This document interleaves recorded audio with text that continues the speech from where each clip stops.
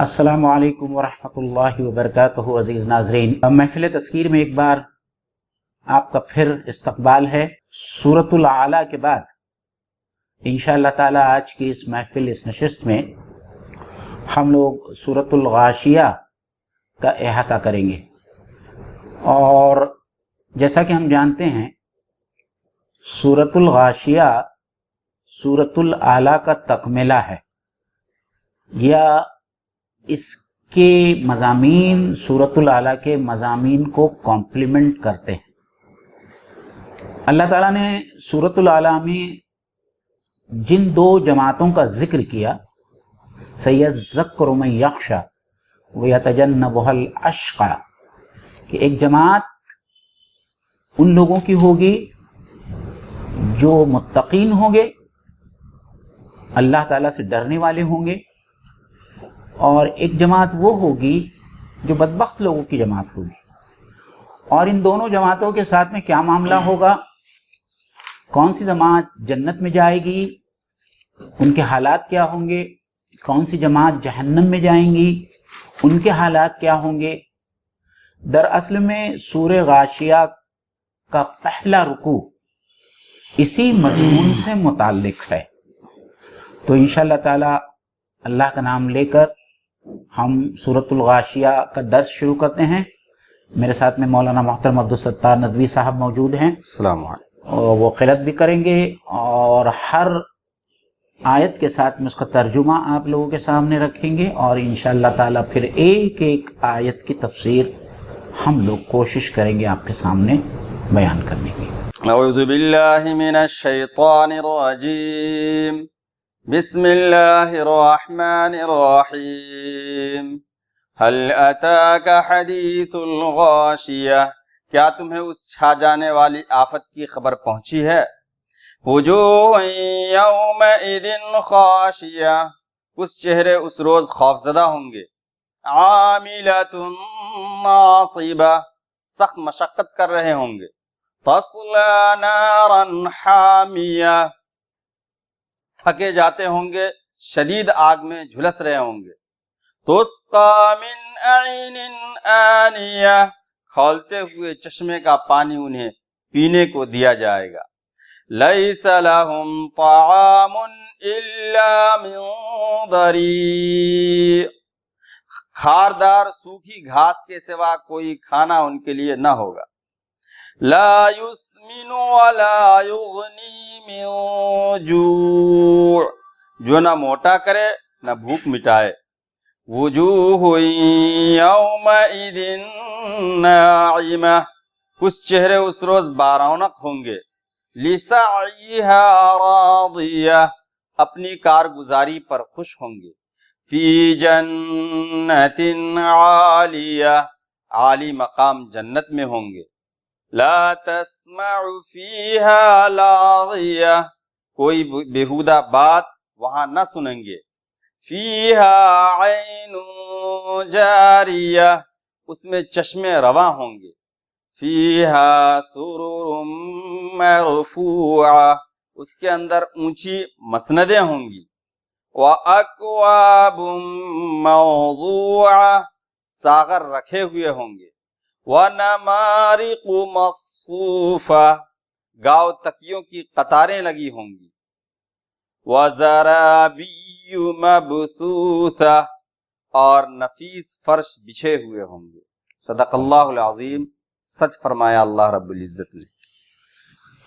عزیز ناظرین، تو یہ پہلا رکوع تھا جس کی تلاوت اور اس کی ترجمانی مولانا نے آپ لوگوں کے سامنے رکھی، اور جیسے کہ آپ نے سنا ہوگا بہت ہی واضح انداز میں اللہ تعالیٰ نے اس پہلے رکوع میں جنت اور جہنم، یا یہ کہہ لیجئے کہ پہلے اللہ تعالیٰ نے جہنم کا تذکرہ فرمایا اور ان لوگوں کا تذکرہ فرمایا جو جہنم میں جانے والے ہیں، اور پھر فوراً جو ہے اسی کے ساتھ میں اللہ تعالیٰ نے جنت میں جانے والے وہ خوش نصیب انسان جو ہوں گے، ان کی کیفیت اس روز کیا ہوگی، اور اس کیفیت کے ساتھ میں جنت کے جو مناظر ہے اس میں سے صرف چند ہی مناظر کا ذکر جو ہے یہاں اللہ تعالیٰ نے اس سورے میں کیا ہے۔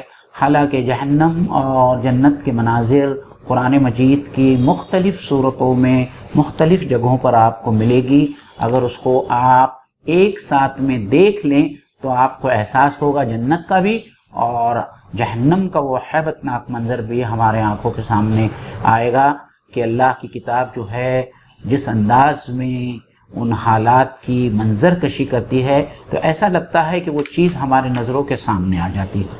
اور سب سے پہلے جو ہے یہ سورہ جو ہے جس کا نام ہی سورۃ الغاشیہ ہے، جو مکی سورہ ہے اور سورۃ العلیٰ کے فوراً بعد نازل ہوئی تھی، اور یہ وہی وقت تھا جس وقت اللہ کے رسول صلی اللہ علیہ وسلم اور آپ کے اصحاب کو بہت زیادہ ذکر کیا جا رہا تھا، بہت زیادہ ستایا جا رہا تھا. مولانا ہم الغاشیہ سے شروع کرتے ہیں.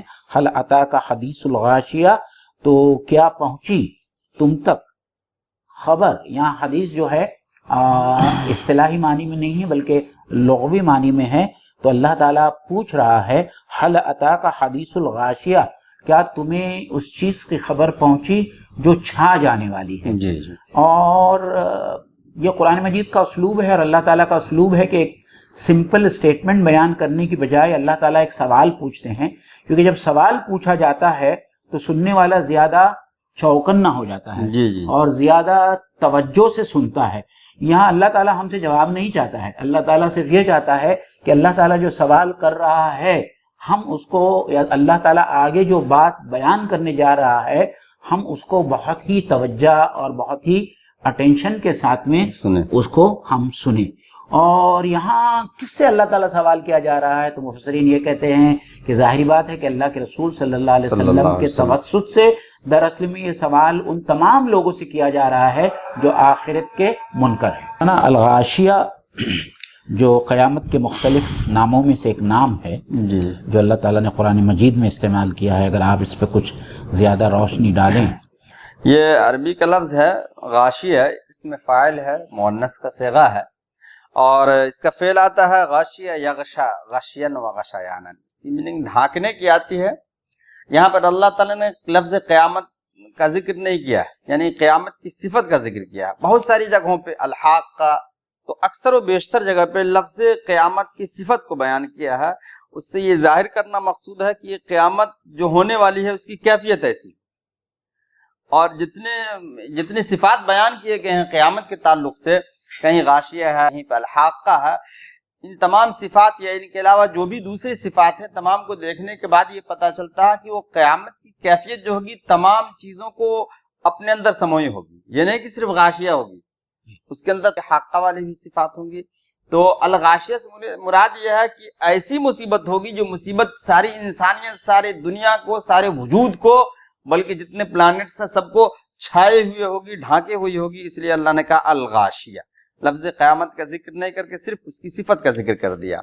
اچھا، یہاں پہ ایک چیز غور کرنے کی ہے کہ صرف صفت کا ذکر کیوں کیا گیا؟ تو صرف صفت کا ذکر اس لیے کیا گیا کہ بہت ساری چیزیں ایسی جو بہت زیادہ معروف ہوتی ہے، تو اگر اس کا نام نہ لیا جائے، صرف اس کی خصوصیت کو بیان کر دیا جائے تو لوگ سمجھ لیں، تو صفت کا بیان کر دینا کافی ہوتا ہے. یہاں پر اللہ رب العزت نے صرف صفت اس لیے بیان کیا کہ یہ ایسی چیز ہے جسے ہر ایک کو جاننا چاہیے، ہر ایک کے علم میں.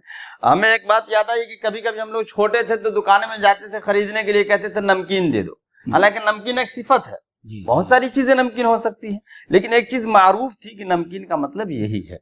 اور بہت ساری چیزیں ہیں جس کو صرف صفت میں بولا جائے تو پورے کا پورا اس کا وجود مراد ہوتا ہے. تو یہاں اللہ نے صفت بیان کر کے یہ بتا دیا کہ گویا قیامت ایک ایسی چیز ہے جس کا علم تو ہر ایک کو ہے اور ہر ایک کو ہونا بھی چاہیے. آگے ہم دیکھتے ہیں وجوہ یومئذ خاشیہ، یعنی چہروں کے تعلق سے یہاں کہا گیا، یعنی دو قسم کے چہرے ہوں گے. اب لفظ چہرہ کا ذکر کیوں کیا گیا؟ معین بھائی ذرا بتائیں گے اس میں. جی، چہرہ جو ہوتا ہے وہ کسی کی بھی شخصیت کا عکاس ہوتا ہے. تو چہرے کو دیکھ کر انسان کی شخصیت کا بھی احساس ہوتا ہے، معلومات ملتی ہے، اور وہ چہرہ انسانیت کو یا اس انسان کو ریپرزینٹ کرتا ہے.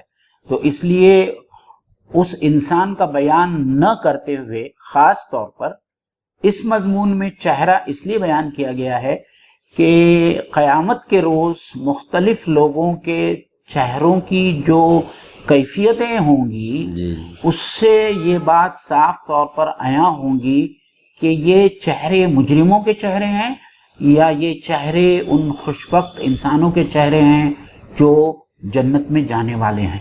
ناظرین اکرام، ہم جانتے ہیں کہ جب انسان کو کوئی غم لاحق ہوتا ہے یا اس کا کوئی نقصان ہوتا ہے تو اس کا سب سے فوری اثر جو ہے اس کے چہرے پر نظر آتا ہے، تو چہرہ غماز ہوتا ہے۔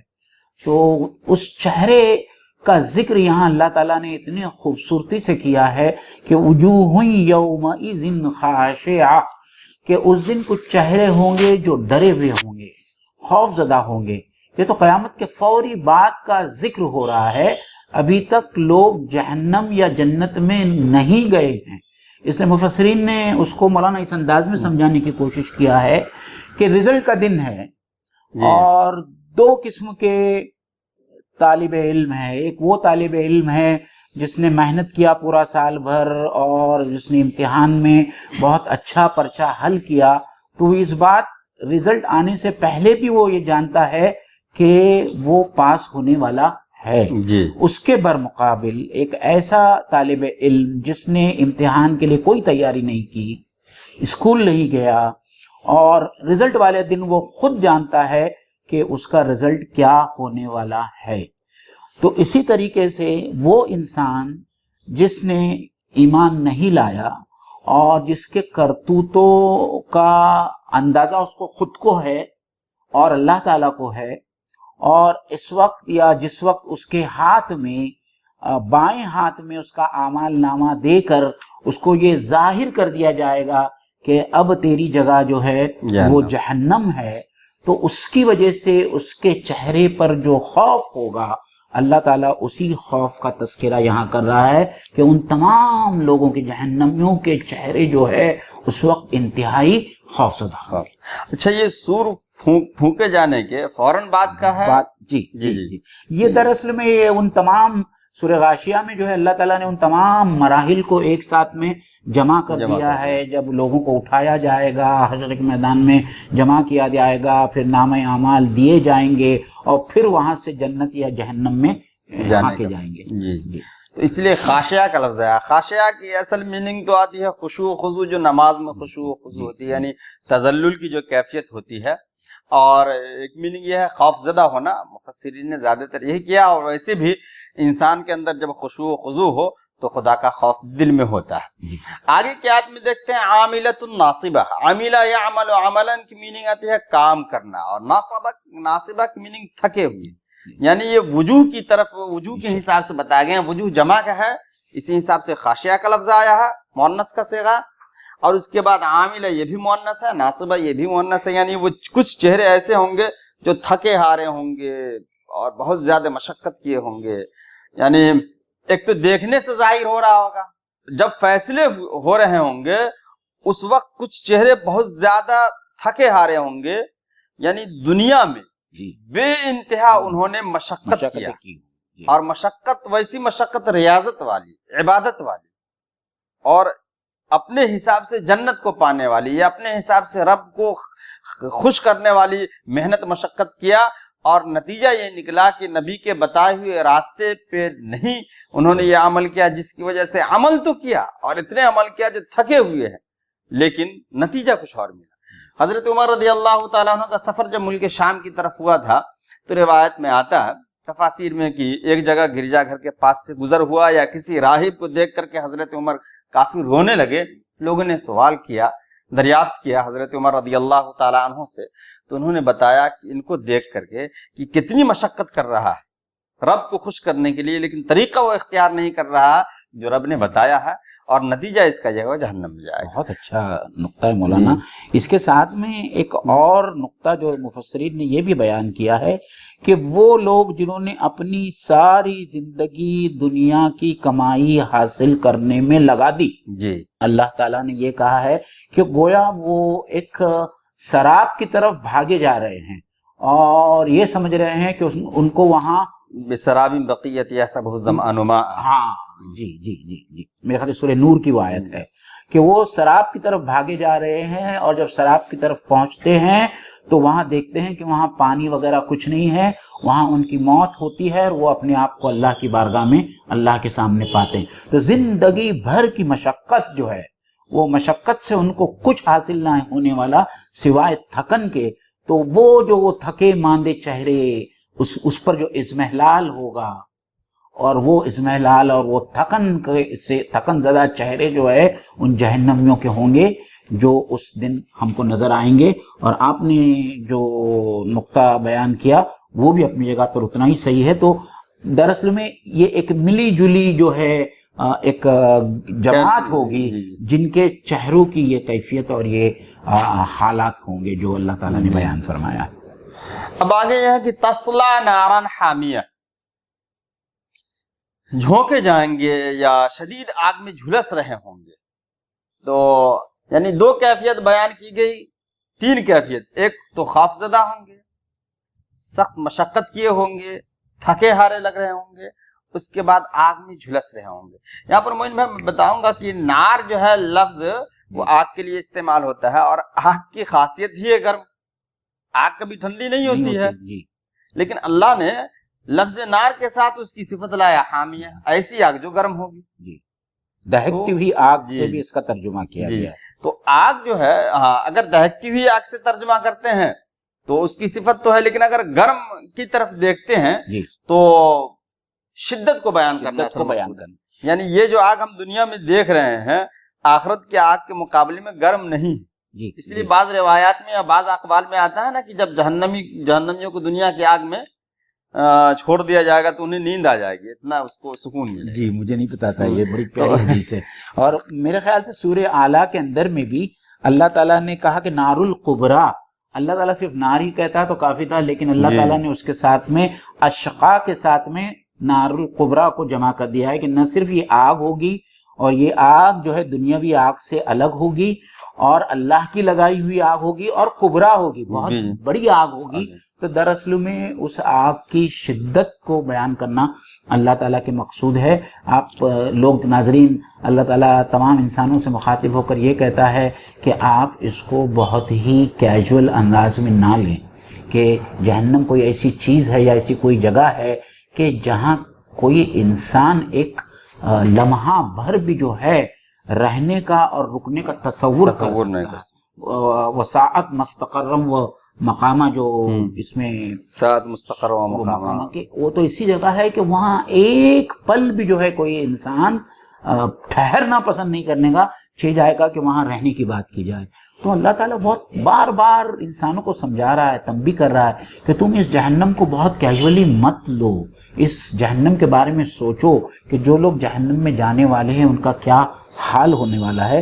اسی لیے جا بجا جو ہے نار کے ساتھ میں کہیں حامیہ لایا گیا ہے، کہیں کبریٰ لایا گیا ہے، اور بہت ساری کیفیات جو ہے اللہ تعالیٰ نے قرآن مجید میں بیان کی ہے۔ تطلع علی الافئدہ، اس کا مقصد یہی ہے کہ ہم کو اس کی شدت کا، اس کی ہولناکی کا ہم کو احساس ہو۔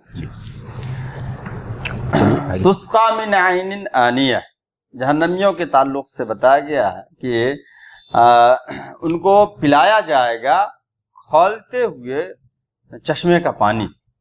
اب وہ کیسا پانی ہوگا موئن بھائی کچھ بتائیں گے؟ جی تسقى من عین آنیہ کے بارے میں آتا ہے کہ کھولتا ہوا پانی، مطلب پانی جس کی تپش اپنے عروج پر ہوگی۔ ایک بات تو تفاسیر میں یہ آتی ہے۔ دوسری بات جو میں پیچھے بتانا بھول گیا، اس میں دیکھیے اس میں ایک بہت ہی زبردست سیکوینس ہے کہ کچھ آدمی ہیں جو تھکے ہوئے ہیں، خوف زدہ ہے، اور تھکن ان کے چہروں سے عیاں ہے۔ تو جب ہم کسی گرمی میں کہیں سفر کرتے ہیں، بہت تھک جاتے ہیں، پیاس لگتی ہے اور خوف زدہ بھی ہوتے ہیں، اس کے بعد ہم چاہتے ہیں کہ ہم کسی ایسی جگہ پر پہنچے جہاں ہم کو سایہ نصیب ہو، جی جہاں ہم کو ٹھنڈا پانی نصیب ہو تاکہ ہم اپنی پیاس کو بجھا سکیں، جہاں بیٹھ کر تھوڑا ہم اطمینان کر سکیں اور اپنی تھکاوٹ کو دور کر سکیں۔ اس کے برخلاف ان جہنمیوں کے ساتھ میں مولانا یہ کیا جانے والا ہے کہ ان کو سیدھا جو ہے جہنم میں جھونکا جائے گا۔ جس میں بڑی آگ ہوگی، شدت والی آگ ہوگی، اور پھر اگر پانی بھی دیا جائے گا تو ایسا پانی دیا جائے گا جو کھولتا ہوا گرم پانی ہوگا، جس کے بارے میں قرآن مجید میں دوسری جگہوں پر یہ آتا ہے کہ ان کی آنتوں کو کاٹ دے گا۔ یہ پانی اتنا گرم ہوگا کہ اس سے جہنمیوں کی آنتیں جو ہے وہ کٹ جائیں گی۔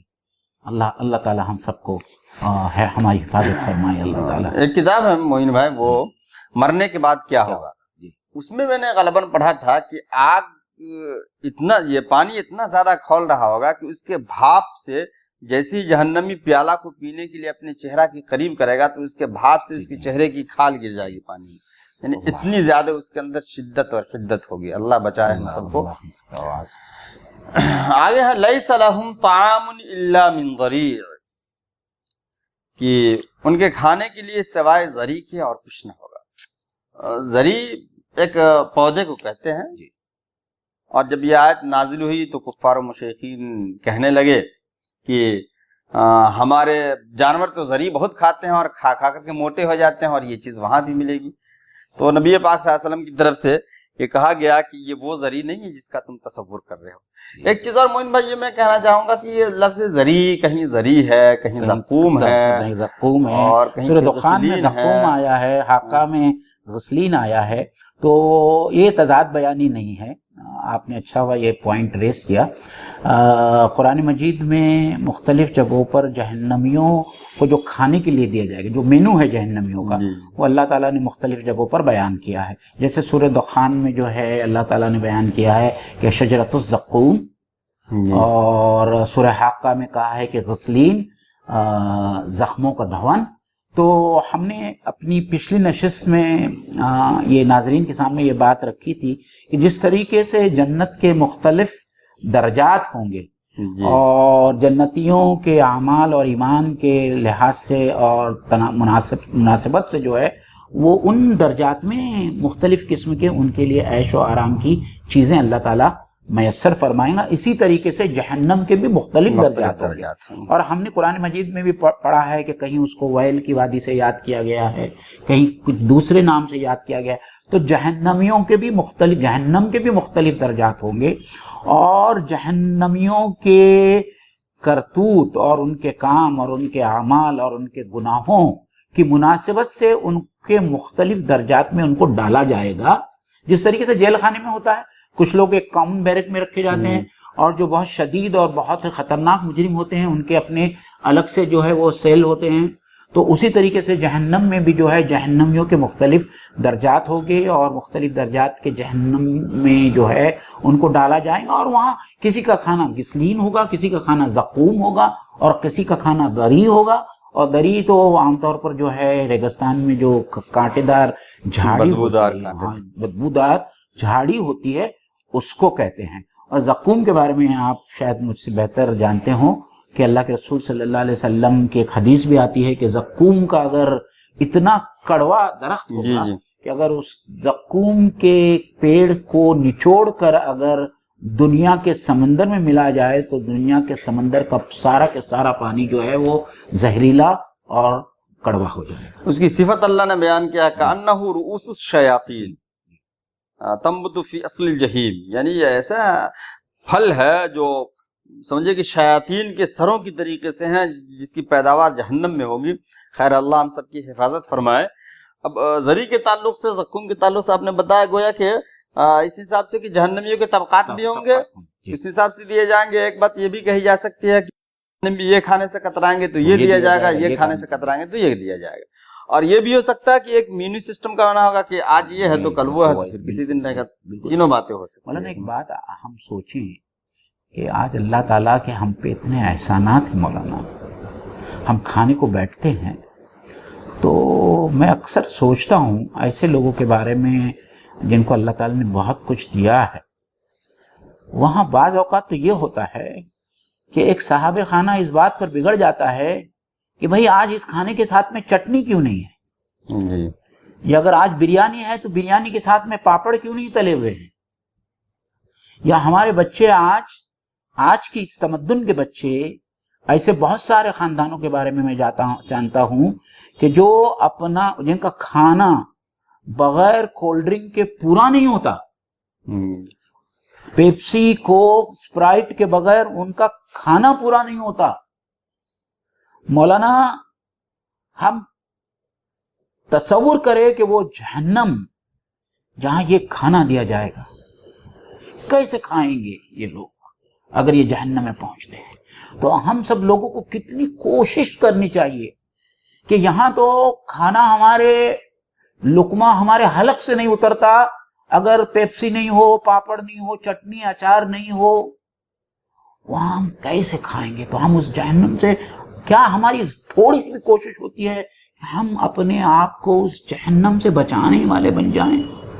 یہ میں بار بار جب بھی سورہ غاشیہ میں یہ پڑھتا تھا تو یہ چیز میرے ذہن میں گھومتی تھی کہ ہم آج کیا کھاتے ہیں. اور اللہ تعالیٰ خدا نخواستہ ایسے لوگوں کو اگر جہنم میں ڈالے گا تو ان کی کیا حالت ہوگی. صحابی رسول عشرہ مبشرہ میں سے ان کے بارے میں آتا ہے کتابوں میں نے پڑھا کہ جب ان کے پاس کھانا لایا جاتا تھا نبی پاک صلی اللہ علیہ وسلم کی دنیا سے گزر جانے کے بعد تو کھانا دیکھ کر کے وہ رونے لگتے تھے. وہ یہ دیکھ کر کے رونے لگتے تھے. لوگوں نے پوچھا کہ آخر آپ کی یہ کیفیت کیوں ہو جاتی ہے؟ تو انہوں نے کہا کہ نبی پاک صلی اللہ علیہ وسلم کے زمانے میں اس طرح کا کھانا میسر نہیں تھا, اس لیے وہ رونے لگتے تھے. ابھی ہم اپنی حالت دیکھیں, چاہے غریب سے غریب انسان ہو تو سمجھیے کہ اس دور میں صحابہ اکرام کو جو کھانا میسر اس سے بہتر کھانا کھا رہا ہوگا اس سے بہتر. آج کا غریب ہمارے سلف صالحین کے زمانے میں وہ لوگ جو کھانا کھاتے تھے, میں تو اپنے نبی محترم کی بات ہی نہیں کرتا. جی جی, ان کے گھر تو ہفتوں چولہا نہیں جلتا تھا, ہم سوچ بھی نہیں سکتے. آج کا غریب جو ہے ایون صحابہ رضوان اللہ تعالیٰ علیہم سے بہتر کھانا آج ہمارے ہاں غریبوں کو نصیب ہوتا ہے. تو اللہ ہم سب کی حفاظت فرمائے جہنم کی آگ سے, مصیبتوں سے, اور نیک عمل کرنے کی توفیق عنایت فرمائے. آمین سبحان. لا یسمنو, ہاں کھانے کی صفات میں سے بعض صفات کا ذکر اللہ تعالیٰ نے کیا. لا یسمنو ولا یغنی من جوع, کہ وہ کھانا ایسا ہوگا جو نہ موٹا کرے گا اور نہ بھوک مٹائے گا. تو کھانے کی صفات یہ ہوتے ہیں کہ کھانے کے بعد انسان کے جسم میں توانائی ملے, طاقت آئے, فربہی ہو, اور پھر بھوک مٹے. پہلے تو بھوک ہی مٹنا اصل مقصد ہے, اس کے بعد پھر توانائی ملے. لیکن اللہ تعالیٰ اس کھانے کی صفات میں سے دو صفت کا ذکر کر رہے ہیں, اور دونوں یہ ہے کہ وہ کھانا کھانے کے بعد انسان ایسا نہیں کہ انسان موٹا ہوگا, اور پھر یہ ہے کہ اس کے اندر بھوک بھی نہیں مٹے گی اس کھانے سے. اور اس سے پہلے جو آیات ہے اس آیات کے تعلق سے مفسرین لکھتے ہیں کہ یہ کھانے کی چیز ہی نہیں ہے, یہ ذری ہے, زقوم ہے, غسلین ہے. یہ تو ہم بھی اتنے سوچ سکتے ہیں کہ غسلین جو زخموں کا پیپ ہے, دھون ہے, یہ تو ویسے بھی کھانے پینے کی چیز نہیں ہے. تو یہ کھانے کی چیز تو ہے ہی نہیں جو انسان کے جسم میں جا کر کے لگے اور قوت پیدا کرے. کھانے کی جو بنیادی مطلب آدمی جو کھاتا ہے اس کی دو ہی وجوہات ہوتی ہے. ایک تو یہ کہ ہماری بھوک مٹ جائے, اشتہا ختم ہو اور اسے انرجی حاصل ہو. تو یہ جو کھانا جہنمیوں کو دیا جائے گا, نہ اس سے ان کی بھوک ختم ہوگی اور نہ اس سے انہیں کسی قسم کی انرجی حاصل ہوگی. اب اس کے بعد جو ہے الحمدللہ جنتیوں کا بیان شروع. البتہ جہنمیوں کے تعلق سے جو بعض روایات میں آتا ہے کہ ان کے جسم اتنے بڑے ہوں گے جیسے احد پہاڑ ہیں, یا اس طریقے سے ان کے جسم کی سمجھیے کہ جسامت ضخامت کے بارے میں ہے. تو روایت سے یہ ظاہر ہوتا ہے کہ ان کے جسم جب جلیں گے تو جلنے کے بعد پھر اللہ تعالیٰ اس پہ دوسری چمڑی بنا دے گا. اس طریقے سے جلتے رہیں گے, چمڑی پیدا ہوتے رہیں گے, ممکن ہے اس وجہ سے اس کے جسم کے اندر جو ہے ضخامت آتی ہوگی. خیر, اب آگے دیکھتے ہیں جنتیوں کا ذکر ہے. وجوہ یومئذ ناعمہ, اس دن کچھ چہرے ایسے ہوں گے جو بالکل تر و تازہ ہوں گے. ناعمہ, اس میں کچھ وجوہ یومئذ ناعمہ. میں ناظرین سے یہ چاہتا ہوں کہ آپ اسی طالب علم کا تصور کیجئے کہ جو رزلٹ آپ لوگوں کے زمانے میں نہیں تھا, شاید ہمارے زمانے میں یہ ہوتا تھا کہ رزلٹ کا ایک دن ہوتا تھا اور اس دن ہم لوگ اسکول جاتے تھے اور وہ رپورٹ کارڈ جو ہے تقسیم کیا جاتا تھا, اور وہ رپورٹ کارڈ لے کر جو ہے بچے جو ہے جو پاس ہو جاتے تھے, کامیاب ہو جاتے تھے, وہ بہت خوشی جو ہے وہ رپورٹ کارڈ لے کر جو ہے اپنے گھروں کو آتے تھے اپنے والدین کو بتانے کے لیے کہ امی میں پاس ہو گیا, امی میں 1 نمبر سے پاس ہو گیا. اور ان کے چہرے پہ جو شگفتگی اور جو تازگی اور جو خوشیاں ہوتی تھی وہ دیکھنے سے ہی پتہ چلتا تھا. تو یہاں بھی جنتیوں کا وہی حال ہوگا جیسا قرآن مجید میں خود ایک جگہ پہ کہا گیا ہے کہ سوف یحاسب حسابا یسیرا وینقلب الی اہلہ مسرورا، کہ یہ جو جنتی لوگ ہوں گے جن کا آسان حساب لیا جائے گا اور جنہیں جنت کی بشارت دی جائیں گی، وہ خوشی خوشی اپنے اہل و عیال کے پاس میں آئیں گے یہ خبر دینے کے لیے کہ اللہ تعالیٰ نے ان کو جنت کا پروانہ دے دیا ہے. تو یہ جو خوشی کی جو کیفیت ہے یہ جو چہرے کے اوپر ظاہر ہوگی اور اس کی غمازی کرے گی، اسی کا ذکر ہو رہا ہے کہ جنتیوں کو جب یہ احساس ہوگا کہ نامہ اعمال ان کے دائنے ہاتھ میں دیا گیا ہے، اور جو اس بات کا ثبوت ہے یا اس بات کی اللہ تعالیٰ کی طرف سے ضمانت ہے کہ یہ لوگ جنتی ہے، تو ان کے چہرے جو ہے حشاش اور بشاش ہوں گے. جی. اچھا، یہ ایک جگہ اور قرآن میں آیا ہے وجوہ یومئذ باسرہ الی ربہا ناظرہ. جی کہ اس دن کچھ چہرے تر و تازہ ہوں گے. اچھا، لفظ تر و تازہ سے ایک بات اور سمجھ میں آتی ہے کہ اس سے پہلے تھکے ہارے ہوں گے. جب انسان تھکا ہارا ہوتا ہے، جیسا کہ آپ نے بتایا تھا سیکوینس، تو پریشان حال رہتا ہے، چہرے پہ پسینے ہوتے ہیں، پیاس کی شدت ہوتی ہے، دیکھنے ہی سے اندازہ ہو جاتا ہے. لیکن اس کے اپوزٹ میں اگر سوچتے ہیں کہ چہرہ اگر تر و تازہ، تو ایسا لگتا ہے کہ اس کو جسمانی کوئی کمی کا احساس نہیں ہے. اور ایسا بھی نہیں لگا قیامت کا منظر قائم ہوا ہو جس کی وجہ سے پریشان حال ہو اور خوف زدہ ہو. یعنی ان کے چہرے بالکل تر و تازہ ہوں گے، لگ رہا ہوگا ایسا کہ بالکل آرام کر کے یہ اٹھے ہیں اور ان کے اوپر کوئی تھکاوٹ نہیں ہے، نہ نیند کا غلبہ ہے، نہ کہیں دوڑ کر کے آئے ہیں. ایک دم تر و تازہ ہوں گے، اپنے رب کی جانب دیکھ رہے ہوں گے. مولانا اگر ناظرین اس کو دیکھیں، ایک ایک لفظ کا جو ہے وہ اپوزٹ لفظ ہے. خاشعہ کا لفظ نائمہ ہے، ڈرے ہوئے چہرے ہیں جہنمیوں کے، اور نائمہ خوش و خرم چہرے ہیں ایک دم جنتیوں کے. اسی طریقے سے جو ہے عاملۃ الناصبہ ہے تو یہاں رادیہ ہے، وہاں وہ تھکے ہارے ہے، اسمحلال ہے، اور یہاں ان کے چہروں پر اطمینان ہے، بشاشت ہے کہ ہم نے جو کچھ کیا اس سے جو ہے وہ اب ان کو احساس ہو رہا ہے کہ ہم نے جو کام کیا تھا وہ ہم نے صحیح کام کیا تھا. تو ہر وہ اس ایک جو صفت ہے اس کی اپوزٹ صفت لا کے اللہ تعالیٰ نے دونوں کے فرق کو بہت اچھے انداز میں واضح کر دیا. اچھا، یہاں وجوہ یومئذ ناعمہ کا سبب بھی، ریزن بھی بتا رہے ہیں اللہ تعالیٰ. وہ ریزن کیا ہے؟ لسعیہا راضیہ، وہ لسعیہا اپنی کوششوں کی بدولت وہ ایک دم خوش ہوں گے کہ ہم نے جو دنیا میں کوششیں کی تھی اللہ کے بتائے ہوئے راستے پر اور نبی پاک صلی اللہ علیہ وسلم کے بتائے ہوئے طریقے پر زندگی گزاری تھی، اس کا پھل مجھے ملنے والا ہے، ہمیں ملنے والا ہے. وہ اپنی کوششوں پر راضی ہوں گے. اس کا ذکر تو بارہا قرآن میں آیا ہے. جیسا ہم پڑھتے ہیں یا ایھا النفس المطمئنہ ارجعی الی ربک راضیۃ مرضیہ، وہاں پہ بھی لفظ راضیہ ہے، لیکن اس میں پہلی شرط یہ ہے کہ پہلے تو میرے بندوں میں بن اور پھر جنت وادخلی فی عبادی وادخلی جنتی. وادخلی جنتی، وادخلی فی عبادی وادخلی جنتی. پہلے تو سب سے پہلے میری بندگی کر اور پھر میرے جنت میں وادخلی فی عبادی وادخلی جنتی.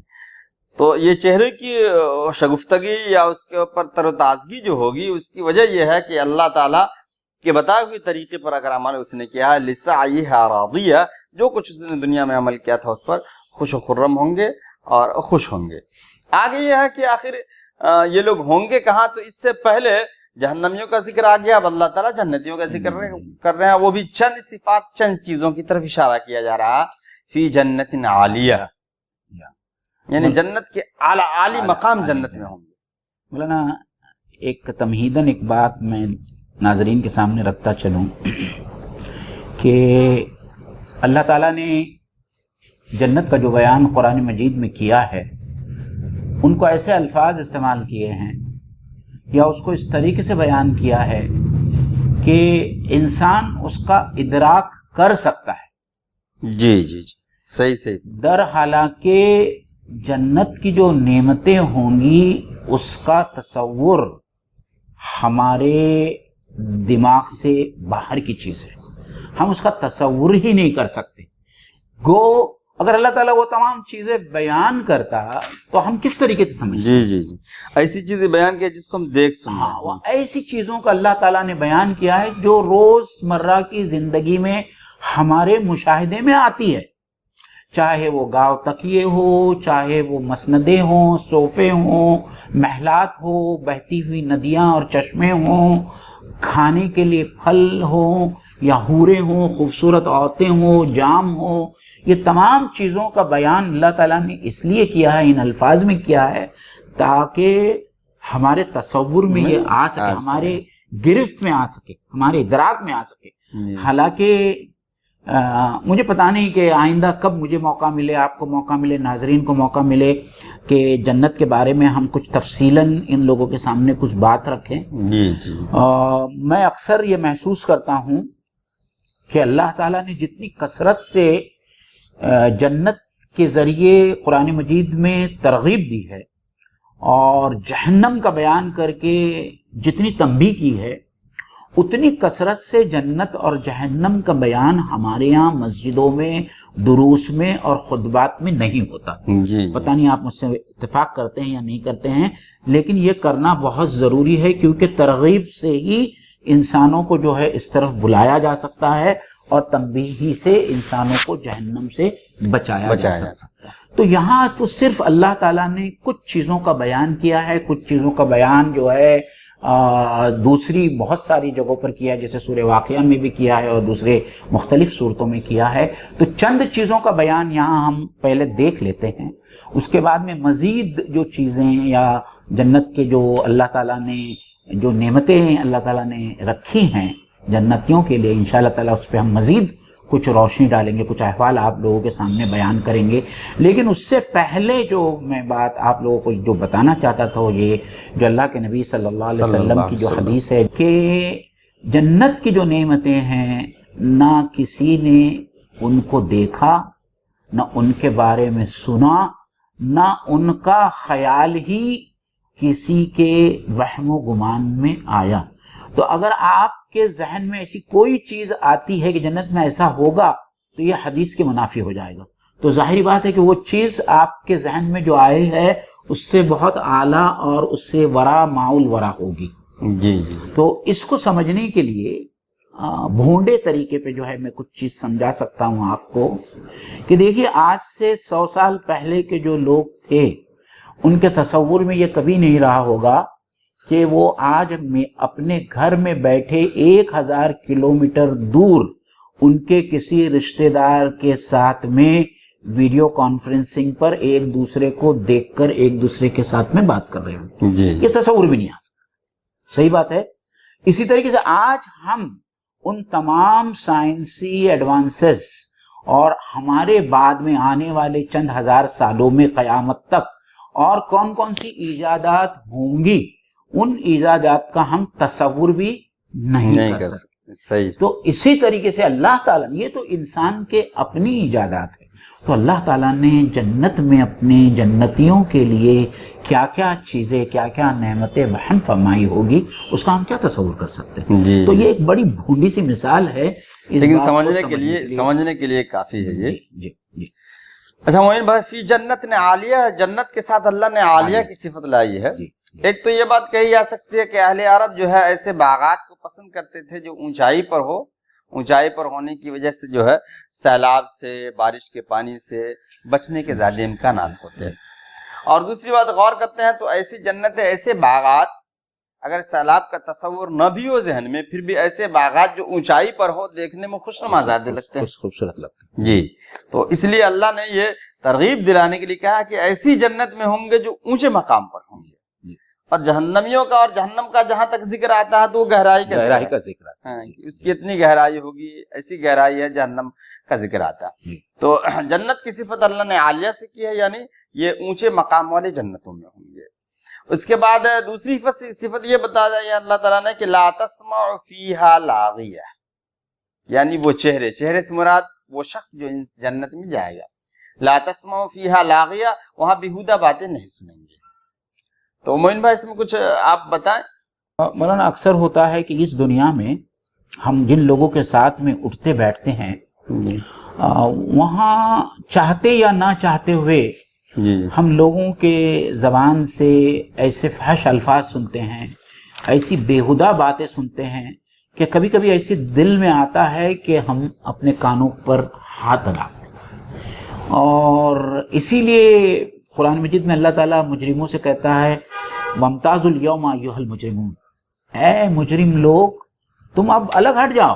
جی دنیا میں تو ہم نے تم کو موقع دیا کہ تم ہمارے نیک لوگوں کے ساتھ میں اٹھو بیٹھو، لیکن اب تمہاری یہ حیثیت نہیں ہے کہ تم ہمارے نیک نفس کریم النفس لوگوں کے ساتھ میں، جن کی زبان پہ ایسی بیہودہ گالیاں اور ایسے بیہودہ فحش باتیں آنا تو بہت دور کی بات ہے، جو اس کو سننا بھی گوارا نہیں کرتا.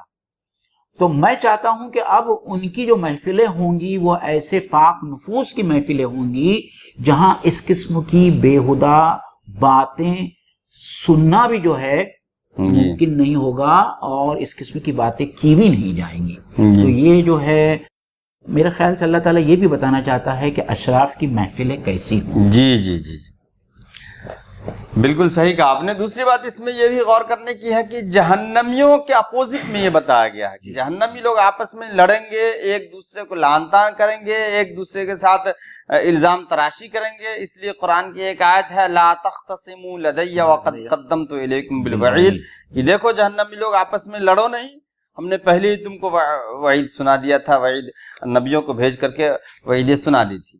اور آپ نے بہت اچھی بات یہ کہی. جی جی کیونکہ اس میں ایک بات کا میں بھی اضافہ کرتا چلوں جی کہ جہنمی ایک دوسرے کے خلاف جو ہے وہ اللہ تعالیٰ سے شکایت کریں گے کہ اے اللہ تعالیٰ آج میں جہنم میں اس آدمی کی وجہ سے، جی جی جی اے اللہ تعالیٰ اس آدمی نے مجھے جہنم میں لایا اس لیے تو اسے دوہرا عذاب دے. ربنا آتیہم ضعفا من العذاب والعنہم لعنا کبیرا، وہ کہیں گے کہ اس کی وجہ سے ہم آئے ہیں، اس لیے اے اللہ اس کو دوہرا عذاب دے، والعنہم لعنا کبیرا، اور اس پر بہت زیادہ ملامت کریں. اسی کے اپوزٹ میں اللہ نے کہا ہاں کہ جنت میں ایسا نہیں. تو جب قرآن مجید کو ہم قرآن مجید کی دوسری آیتوں کے سامنے رکھ کر جب سمجھتے ہیں تو وہ مطلب اور زیادہ واضح ہو جاتا ہے، دلچسپ ہو جاتا ہے. تو جہنمیوں کے برعکس برخلاف جنتیوں کا یہ عالم ہوگا اور جہنمیوں کا یہ عالم ہوگا. تو اسی لیے یہاں کہا گیا لا تسمعوا فیہا لاغیا، بےہودہ فضول بات جو ہے وہ نہیں کریں گے. لا يسمعون فيها لغوا ولا تأثیما الا قیلا سلاما سلاما، کہ جنت میں ہر طرف سلام ہی سلام کی آواز آگی، آپس میں کچھ بےہودہ نہیں بکیں گے. فیہا عین جاریہ، اور جنت میں وہ جاری چشمے ہوں گے. جو اب اس میں دونوں باتیں ہو سکتی ہے. ویسے مفسرین نے لکھا کہ جاری چشمے ہوں گے، اس کا مطلب یہ ہے کہ وہ چشمے مطلب خوبصورتی کے لیے بہتے ہوں گے. مطلب یہ بھی ہے کہ پینے والے بھی چشمے جاری ہوں گے. دوسری آیات میں ہے کہ ایسے جاری ہوں گے چشمے، شراب کے چشمے ہیں، نہریں ہیں، پھر دودھ کی نہریں ہیں. لیکن یہاں پر یہ ہے کہ جنت کا ذکر ہے تو جنت کی خوبصورتی کے لیے اللہ نے چشموں کو جاری کر رکھا ہوگا. اور کسی باغ کی خوبصورتی کو بغیر پانی کے اور چشموں کے اور نہروں کے جو ہے تصور ہی نہیں کیا جا سکتا. اس کی خوبصورتی بڑھ جاتی ہے. اور یہاں جاریہ سے بعض مفسرین نے ابلتے ہوئے چشمے لیا ہے. تو جس طریقے سے ہم آج کل باغات میں فوارے دیکھتے ہیں، آپ کو پتا ہوگا کہ وہ جو اس کا دبئی کا جو ایک بہت بڑا جو یہ ہے، وہاں کچھ لائٹ اور ساؤنڈ شو ہوتا ہے جس سے فوارے جو ہے مختلف قسم کے فوارے جو ہے، پانی کس طریقے سے وہ فواروں سے پانی کی لہروں کے ساتھ، پانی، تو وہ لوگ اس کو دیکھنے کے لیے کہاں کہاں سے جمع ہوتے ہیں. تو یہ تو انسانوں کے بنائے ہوئے فوارے ہیں. تو اللہ تعالیٰ جنت میں چشموں کے ساتھ میں کیسے کیسے فوارے اور ابلتے ہوئے پانی کے آبشار ہوں گے، پانی کے چشمے ہوں گے اور آبشار ہوں گے، یہ تو اللہ ہی بہتر جانتا ہے. کہ اللہ نے جنتیوں کا، جنت کی حالت کا اور جنت کے خوشگوار ماحول کا ذکر کیا، یعنی فیہا عین جاریہ سے جنت کے خوشگوار ماحول کا ذکر ہے. اس کا بعد آگے ہے فیہا سرور مرفوعہ، سریر کی جمع سرور، اس کی میننگ تخت کے آتے ہیں جس پہ انسان آرام کرے، جس کو لوگ مسند کا ترجمہ کیا گیا ہے، مسہری وغیرہ، پلنگ وغیرہ، سرور پلنگ یعنی مرفوع اونچے ہوں گے. تو ایک تو یہ ہے کہ اونچے ہوں گے تو خوبصورت لگیں گے دیکھنے میں. دوسرا یہ ہے کہ پہلے زمانے میں یا شاید اب بھی ہوتا ہو کہ جو اونچائی پر بیٹھنا جو ہے ایک سمجھے کہ اس اعزاز کی نشانی تھی. اسی لیے اللہ نے کہا کہ ایسے تخت ہوں گے ان کے لیے اور بیٹھنے کی ایسی جگہ ہوں گی جو بلند ہوں گی. وَأَكْوَابٌ مَوْضُوعَةٌ، اور اکواب کوبون کی جمع اکواب، اس کی میننگ پیالے کے آتے ہیں، کپ، ساغر، جام، پیالے. جی تو سلیقے سے اہتمام سے رچائے ہوں گے، مختلف مشروبات کے لیے مختلف پیالے ہوں گے کہ ڈھونڈنے کی آپ کو ضرورت نہیں پڑے گی، تکلیف نہیں ہوگی، جیسے ہی آپ چاہیں گے وہ پیالے آپ کے سامنے حاضر کیے جائیں گے۔ ولدان مخلدون ہوگے، جو میں بعد میں بیان کرنا چاہتا، جو آپ کے آمنے سامنے گھومیں گے، اور پھر اس کے بعد میں اللہ تعالیٰ کہتا ہے کہ وہ نماز، اس میں ہے کہ یہ بھی سبق دیا جا رہا ہے کہ ہم اپنے گھر کے ماحول کو اس طریقے سے رکھیں کہ گھر کی جو چیزیں ہیں جہاں وہ سلیقے سے ملے جائیں۔ اور نمارق مصفوفہ، اور نمرق کی جمع ہے، ہاں اس میں گاو تکیے کو کہتے ہیں، نمارق مصفوفہ، گاو تکیے ایک دم صف بستہ لگے ہوئے ہوں گے۔ اور ہم تصور تھوڑا سا کر سکتے ہیں، سب جیسے کہ معین بھائی نے کہا کہ یہ چیز تو بس تقریب ذہنی کے لیے، کہ ذہن میں بات آ جائے کہ کہیں پہ اونچے مسند لگے ہوئے ہیں، بیٹھنے کی اچھی جگہ اور ایک دم گاو تکیے لگے ہوئے ہیں، تو کیا خوبصورتی کا منظر ہوگا۔ اسی کو اللہ نے کہا کہ ایک دم ونمارق مصفوفہ، اور ایک دم صف بستہ گاو تکیے لگے ہوئے ہوں گے آرام کرنے کے لیے۔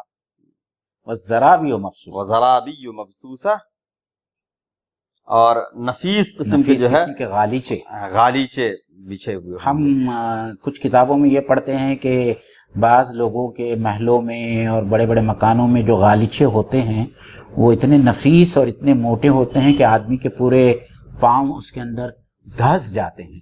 تو یہ تو دنیا کے محلوں کا اور دنیا کے مکینوں کا حال ہے، تو آپ سوچئے کہ جنت میں اللہ تعالیٰ نے جنتیوں کے محلوں کے جو غالیچے بنائے ہوں گے وہ کیسے عمدہ اور کیسے نفیس ہوں گے۔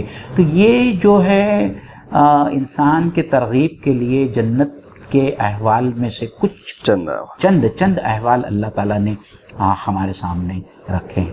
عزیز ناظرین، میں کچھ چیزیں میں ایڈ کروں گا، اضافہ کروں گا، کیونکہ میں سمجھتا ہوں کہ ہمارے لیے، ہمارے ترغیب کے لیے، کہ جہنم سے بچنا تو ایک بات ہے، لیکن جنت میں جانا کہ وہ کتنا، اس میں اللہ، یعنی ہم یہ کریں کہ بھائی یہ ہم گرما کی تعطیلات کا انتظار کرتے ہیں کہ کب گرما کی تعطیلات آئیں اور کب ہم ہمارے بال بچوں کو لے کر کہیں سرد مقام پر کسی ہل اسٹیشن پر چلے جائیں، جہاں روزانہ کی جو ہماری گرما گرمی ہے، گہما گہمی ہے، اس سے دور، اور رنج اور غم اور فکر سے دور جا کر جو ہے ہم اطمینان سے جو ہے کچھ دن گزاریں۔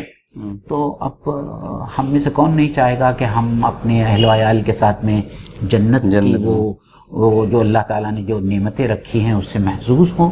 تو سب سے پہلے جنتیوں کے بارے میں یہ آتا ہے کہ وَهُمْ فِيهَا خَالِدِينَ، کہ جنت میں جو لوگ جائیں گے وہ ہمیشہ جنت میں رہیں گے۔ مطلب یہ کہ جنت کی زندگی ابدی زندگی ہے، infinite life of fulfilment, infinite life جو کبھی ختم نہیں ہونے والی۔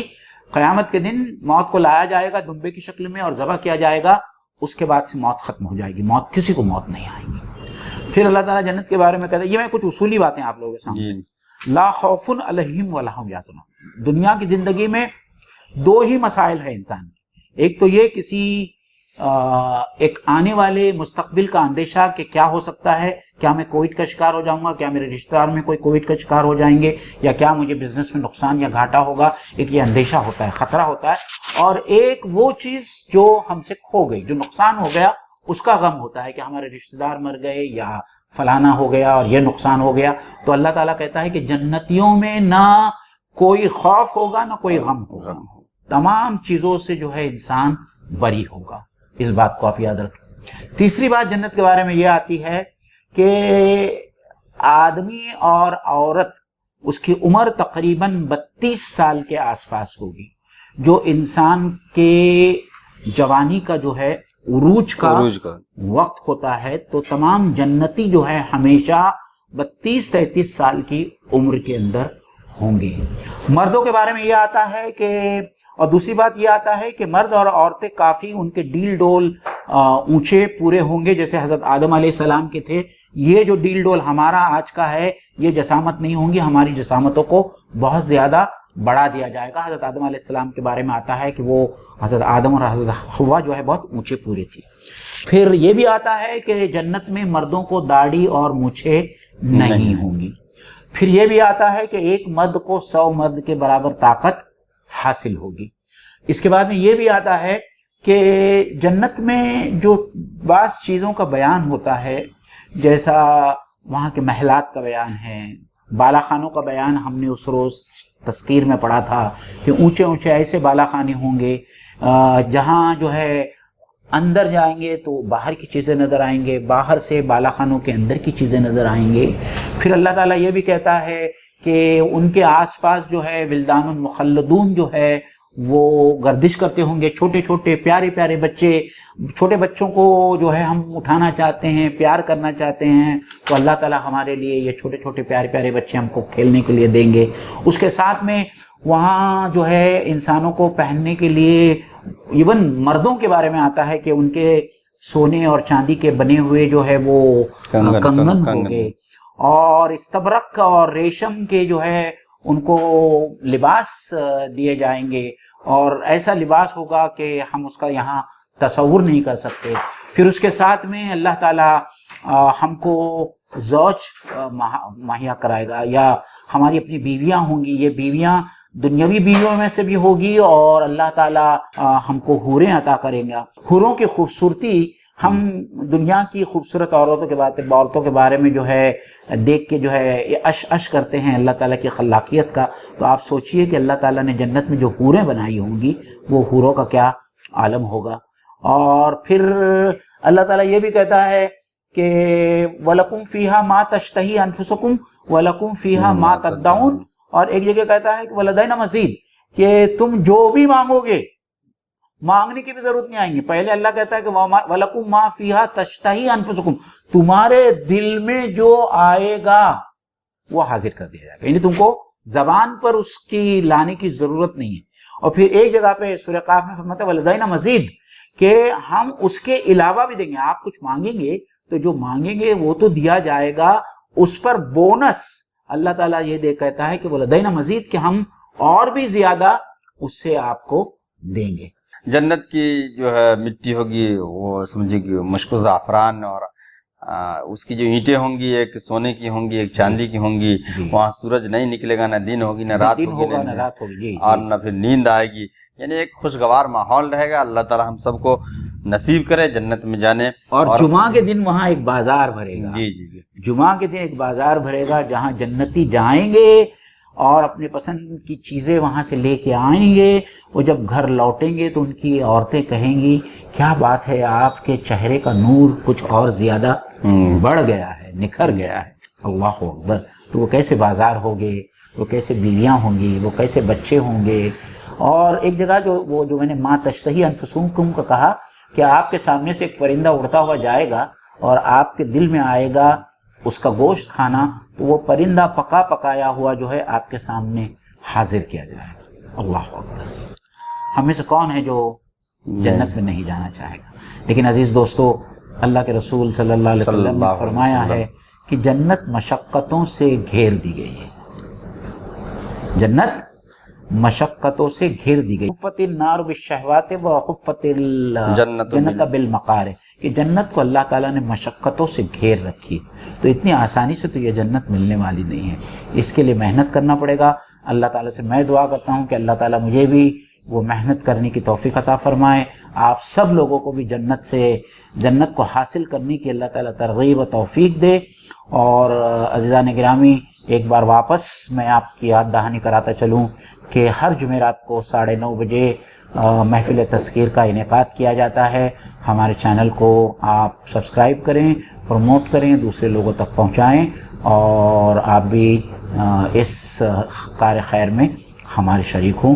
وآخر دعوانا ان الحمدللہ رب العالمین۔ السلام علیکم ورحمۃ اللہ۔